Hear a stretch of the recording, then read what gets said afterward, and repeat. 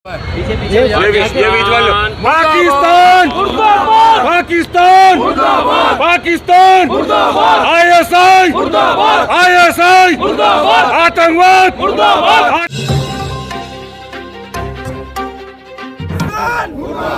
पाकिस्तान पाकिस्तान इम्तियाज भाई का स्टाइल इम्तियाज भाई आतंकवाद आतंकवाद ISI ISI ISI आतंकवाद आतंकवाद कश्मीर से आवाज आई हिंदू मुस्लिम भाई भाई पाकिस्तान पाकिस्तान पाकिस्तान ISI ISI आतंकवाद आतंकवाद आतंकवाद पाकिस्तान पाकिस्तान क्या बोल लो, मैं हिंदी में बोलूँ? हिंदी चलिए, देखिए, पहलगाम के अंदर जो घटना हुई बहुत ही निंदनीय है। इसको शब्दों में बयान नहीं किया जा सकता है। हिंदुस्तान का सबसे खूबसूरत जो जगह कही जाती है कश्मीर के बारे में, वहाँ पर खून की होली कैसी खेली गई। दिन दहाड़े पड़ोसी मुल्क से आतंकी आते हैं और यहाँ पर वो खून की होली खेल कर चले जाते हैं और सरकार अपनी पीठ थपथपाने में लगी रहती है कि देखिए हमने कश्मीर से 370 हटाया, वहाँ से पूरी तरीके से आतंकवाद ख़त्म हो चुका है। इसमें हम हुकूमत को ये कहना चाहते हैं, जब इसी तरह उरी के अंदर घटना हुई थी, अगर सरकार उसको संजीदगी से लेती और मुंह तोड़ जवाब देती तो शायद इसके बाद कोई घटना नहीं होती। लेकिन उसके उरी के बाद भी सिर्फ मीटिंगें हुई, चर्चा हुई, भाषण हुए, ख़त्म। उसके बाद पुलवामा हुआ और पुलवामा की घटना के बाद भी सिर्फ भाषण हुए, मीटिंग्स हुई और सिर्फ आश्वासन दिया गया कि हम ईंट का जवाब पत्थर से देंगे, मुंह तोड़ जवाब देंगे। अगर उस वक्त कार्रवाई करते तो शायद पहलगाम नहीं होता। लेकिन अब पहलगाम हुआ है तो हम उम्मीद कर रहे थे कि ये घटना के 24 घंटे के अंदर 56 इंच का सीना दिखाकर नरेंद्र मोदी साहब कड़ी से कड़ी कार्रवाई करें, पड़ोसी मुल्क को और दुनिया को ये बताए कि अगर हमारे मुल्क में अगर कोई गलत कोई हरकत करता है, अगर हमारे मुल्क में कोई आतंकी कार्रवाई करता है तो उसका हश्र क्या होता है, ये दुनिया को और भारत का एक एक नागरिक इसको देखना चाहता है। लेकिन दुर्भाग्यवश अभी भी सिर्फ चर्चाएं हो रही हैं, मीटिंग हो रही है और ये बताया जा रहा है कि हम जड़ से ख़त्म कर देंगे। हम उनसे पूछना चाहते हैं कब ख़त्म करेंगे? जल्द से जल्द इसके ऊपर कार्रवाई करें और हम पूरे देशवासियों को आश्वासन देना चाहते हैं कि सरकार जो फैसला करेगी उसके पीछे हम पूरी ताकत के साथ खड़े रहेंगे। और पड़ोसी मुल्क को ये बताना चाहते हैं पाकिस्तान को कि तुम कितनी भी कोशिशें कर ले, जितनी साजिशें कर ले, जितनी आतंकी कार्रवाई कर ले, तुम चाहते हैं कि इस मुल्क के अंदर जाति और धर्म के नाम के ऊपर लोग बढ़ जाए तो तुम मजबूत हो जाएंगे। तुम्हारी ये कार्रवाई से भारत और मजबूत हुआ है, हम और ताकतवर हुए हैं और यकीनन आने वाले दिनों के अंदर कड़ा जवाब आपको दिया जाएगा। आपको लगता है कि इंटेलिजेंस फेल हुआ है वहाँ पे? देखिए, अगर दिन दहाड़े कोई आतंकी आता है, कश्मीर में बहुत सारे लोग हम लोग गए हैं, चप्पे चप्पे के ऊपर फ़ौज खड़ी रहती है, चप्पे चप्पे के ऊपर आर्मी के जवान खड़े रहते हैं, टैंक्स खड़े रहते हैं।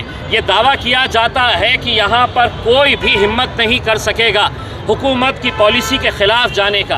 कोई भी आतंकी कार्रवाई के बारे में तो हमने नरेंद्र मोदी साहब और अमित शाह साहब के भाषण सुने थे अपनी पीठ थपथपाते हुए कि अब 370 हट गया है, अब देखिएगा कि कश्मीर में किस तरीके का अमन रहेगा करके।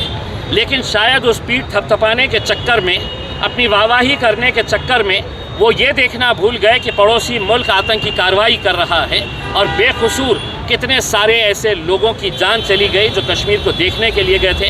हम उनके परिवारों के साथ अपनी हमदर्दी, अपना सांत्वना हम जताते हैं और उम्मीद करते हैं कि उनको इंसाफ जल्द से जल्द ये हुकूमत दिलवाएगी। इस दहशतगर्दाना हमले के लिए हकीकी के जिम्मेदार कौन है? वज़ारत दाखिला ने क्या इस्तीफ़ा देना चाहिए? देखिए, इतनी बड़ी कार्रवाई होने के बाद हम तो ये उम्मीद कर रहे थे कि अमित शाह साहब ने फ़ौरन अपना इस्तीफ़ा देना कि मेरी गलती की वजह से ये बेकसूर लोगों की जान गई है करके। क्योंकि देश की सुरक्षा, एक एक देशवासी की सुरक्षा की जिम्मेदारी देश के गृह मंत्री की होती है और वहाँ पर जिस जगह के ऊपर ये घटना हुई है वहाँ पर यकीनन इंटेलिजेंस का लैप्स है। इसके ऊपर इंक्वायरी बैठनी चाहिए, वहाँ पर फ़ौज क्यों नहीं थी। बहुत सारे जो लोग बच के निकले हैं उनका कहना है कि वहाँ पर कोई सुविधा नहीं थी, कोई आर्मी का जवान वहाँ पर नज़र नहीं आ रहा था।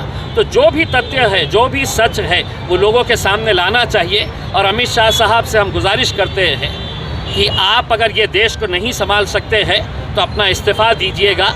अगर आपकी पार्टी के अंदर कोई काबिल और शख्स है तो आप उसके हवाले ये गृह मंत्रालय कर लीजिएगा, वरना हम ऐसे बेकसूर लोगों की जानें जाते हुए अपनी आंखों से हम नहीं देख सकते। कई सारे एग्रीमेंट भी रद्द किए गए हैं। देखिए, ये जो नी जर्क रिएक्शन आप जो एग्रीमेंट्स वो कर रहे हैं, हम आपसे ये उम्मीद कर रहे हैं कि आपने हमारे देशवासियों का कत्ल किया है, आप क्या कार्रवाई करने वाले हैं। जो पेपरों के ऊपर एग्रीमेंट्स थे वो पेपरों के ऊपर एग्रीमेंट्स कैंसिल करना ये कोई बहुत बड़ी कार्रवाई नहीं ही है।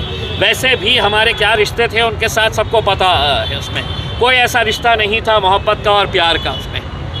तो अगर आप सिर्फ देशवासियों को ये गुमराह कर रहे हैं कि हमने ये एग्रीमेंट कैंसिल कर दिए हैं, वो एग्रीमेंट कैंसिल कर दिए हैं, तो अभी भी आप देश को गुमराह कर रहे हैं। आप ये बताइए कि हमारी फ़ौज जो इतनी ताकतवर है, जिसका हमें अभिमान है, गर्व है, वो उसको क्या आदेश दिया जाता है कि आगे की कार्रवाई क्या करनी चाहिए। आज ऑल पार्टी मीटिंग रखी गई थी, उसे किस तरह से देखते हैं आप? देखिए, आज ऑल पार्टी मीटिंग के अंदर क्या हुआ है, जो उरी के बाद हुआ है, जो पुलवामा के बाद हुआ है, जो पहलगाम के बाद हुआ है, चर्चा हो रही।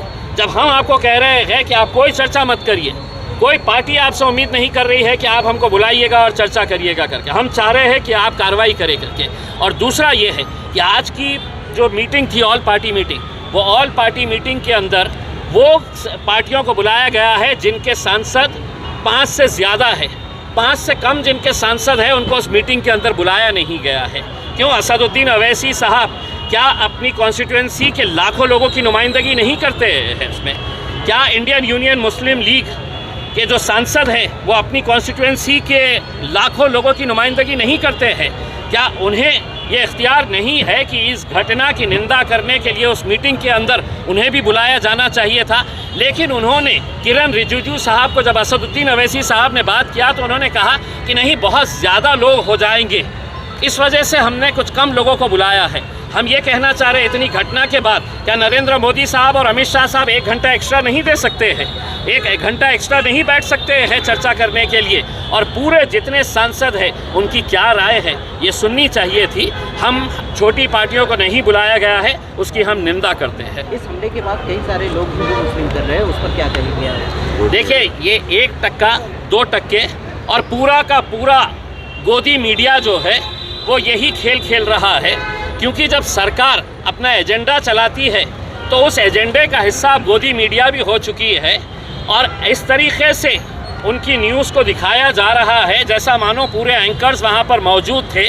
और जिस मीटिंग के अंदर ये हुआ था, ये आतंकी हमला होना चाहिए, उस मीटिंग के अंदर एंकर्स भी बैठे हुए थे। जिस तरीके से वो इसको पूरी तरीके से पेश कर रहे हैं, कितना भी ये नफ़रत फैलाने की कोशिश करें मीडिया वाले, एक बात समझ लें कि कश्मीर से जो आवाज़ आई है, हिंदू मुस्लिम भाई भाई है, वो आवाज़ जो है और ज़्यादा तेज़ बुलंद होगी। कश्मीर से आवाज़ आई, हिंदू मुस्लिम भाई भाई।